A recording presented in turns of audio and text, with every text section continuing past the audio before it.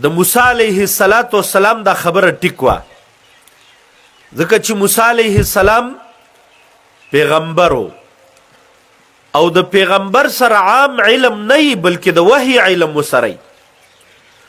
نو د وحی د علم په مقابله کې د نورو خلکو علم او خبرې غوره وه، خو د الله خوښه نه شوه. نو الله تعالی ورته وفرمایل روان شو او د ځان نون هغې د ځان سره روان که. روان دي دوی د ځان دپاره میر اغستی دی و هغې ورید کړی دی چې په لاره د خوراک ضرورت راشي نو دا بخرو. نو دوی په یو ځای کې ستړي شو، دمه یې واچوله. نو په ګوتۍ کې کشار شروع شو. نو چې موسی علیه السلام آرام کوي او د یوشع بن نون هغه می خو په هغه ځای کې ژوندی شوی او هغه دریاب ته وردانګلي و، هغه خو تللی دی. موسی علیه السلام وفرمایل ویلم دقه ځای و چې د خضر سره به زموږ ملاقات کیږي. نو را واپس شو. یاره په دې ځمکه سلام د کوم ځای نه راغی؟ دلته خو مسلمانان نشته. نو موسی علیه السلام ورته وی انا موسی، وی زه موسی یم. وی موسی بني اسرائیل، د بني اسرائیلو موسی؟ وی او د بني اسرائیلو موسی. خضر علیه السلام را پاسې د علیک صلیح کې وکړه، بیا یې ورته وی خدمت وایه. وی یاره الله تعالی پوشیده علم درکړی، ما د ځان سره شاګرد کا. نو هغه ورته وی نه ته زما شاګردي نشي کولی، ستا په باره کې ما ته معلومات دي. یو ځای کې هلکان لوبې کوي، د یو هلک ترې راونیو او دا څټې وله تاو که او ایستی یې مړ که په هغه ځای ویې غورځه او ویل ځه چې ځو. موسی علیه السلام وی عجیبه خبره ده، په سړي باندې نه حد شته، نه پې قتل شته، نه بل څه ګناه کړي او سړی دې مړ که. نه به تپوس نه کې چې زه څه کوم، وی دا رانه غلطي وشوه. نو هغه وی زه ټیک ده. بیا روان شو. چې روان شو یو کلي ته ورغلو. د هغه کلي د خلکو نه ډوډۍ غوښته، دا د انطاکیې ښار و. هغوی ورله ډوډۍ ورنه کړه، وی موږ ځان له لږې مړه شو. نو دوی دقه شان پاتې شو وږي. په دې کلي کې چې روان دي یو دیوال دی، دا غورځېدو ته نږدې دی. خضر علیه زیږي وی زه بس بیا رانه غلطي وشوه او که دې ځل نه مې درنه تپوس وکړو نو بیا مې بس د خپلې مدرسې نه وباسه، د ځان سره مې مه ساته. بیا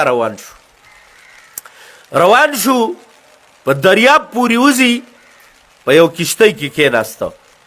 کشتۍ والا خضر علیه السلام وپېژانده، د دواړو نه کرۍ وانغسته. په لاره چې روان دي خضر علیه السلام په دې کشتۍ کې یوې تختې ته زور کړه او تختې ماته کړه او دریاب ته ورغورځوله، کشتۍ ماته کړه. موسی علیه السلام خو ټول عذر ختم شوی. بل هغه وی چې اوس دا وپېژنم چې دا په کومو خبرو کې دا وپېژنم ځکه موږ خاتمه وکړه. موسی علیه السلام حیران شو. وی ښه دا بله خبره، وی دا بله خبره چې د کلي والا زمونږ د میلمستیا نه انکار وکړه او ما وله دا دیوال جوړ کړ. نو دا مې ځکه جوړ کړ چې دا د دوو یتیمانو هلکانو دیوالو، د دوی کان ابوهما صالحا، د دوی مور او پلار نیکانو صالحانو. نو هغوی چې وفات کېده نو دا دوه یتیمان ترې پاتې کېده، دا بیخي واړه ماشومانو. نو د هغوی سره چې کم مال او دولت و نو دې ظالمانو خلکو ته هغه مال او دولت اغسته. نو هغوی د خپل دیوال په بنیاد کې دا مال او دولت خښ که چې دا بچي مې ځوانان شي. نو که ستاسو خیال یې هلکان چې ځوانان شي دا زاړه دیوالونه غورځئ او نوې آبادي جوړئ، نو نوې آبادي به جوړئ، نو دا خزانه به ورته پکې راوځي. په هغه وخت کې به ځوانان یې څوک به یې نشي اغستی، او اوس خو واړه ماشومان دي خلک یې ته اخلي. وی ښه. نو ما دا دیوال وغورځاو او واپس مې په هغه بنیادونو جوړ که په کومو بنیادونو کې چې دا سره زر پراته و. نو لحاظه دغه مور او پلار د نیکۍ اثر الله پاک دوی ته ورساو چې د دوی د مال حفاظت وشو. ویره دا خو هم ډېره عجیبه ده او ډېره ناشنا ده. وی دا بله خبره په دې مې پویه کا. وی دا بله خبره داسې ده چې د هلک زموږ سره نیکي وکړه، زموږ نه روپۍ هم وانغستې، په خپله کښتۍ کې هم سواره کړو. د نیکۍ اثر دا و هل جزاء الاحسان الا الاحسان، د احسان بدله احسان دی. د نیکۍ احسان دا و چې ما ده ته نیکي رسولې وې او بدله مې ورکړې وې. بدله دا ده چې هغه طرف ته یو بادشاه دی، دې هلک ته پته نشته چې دا بادشاه دومره ظالم دی.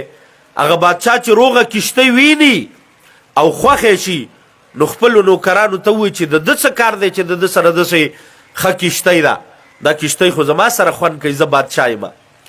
پخوا چې دا زموږ دا نوابیانې وې نو ویل یاره سپینې جامې دا به د نواب صاحب سره خوند کوي، او سپینه چونه دیوال لا ورکول دا د نواب صاحب صفت دی، دا به هغه کوي، دا به غریب خلک نه کوي. نو د هغه بادشاه هم دا عادت و چې غوره کښتۍ او بهتره کښتۍ دا به د بادشاه سره، دا به د غریبو خلکو سره نه.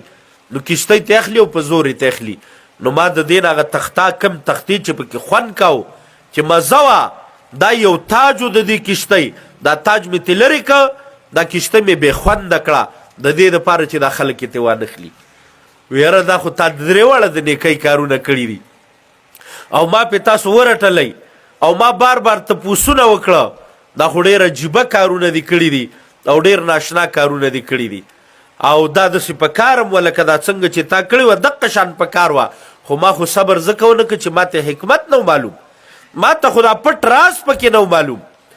نبی علیه السلام چې کله دا صورت نازل شو په صورت کهف کې دا ټوله واقعه ده، نو نبی علیه السلام وفرمایل ویل الله دې په موسی علیه السلام باندې ډېر رحم وکړي.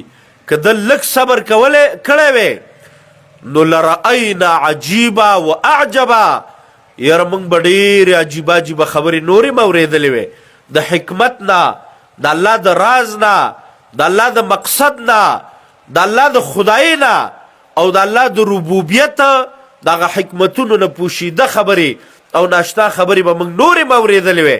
خو موسی علیه السلام صبر ونه که، که صبر یې کړی وی نو لرآ عجبا، ډېرې عجیبه او ناشنا خبرې به یې اورېدلې وې.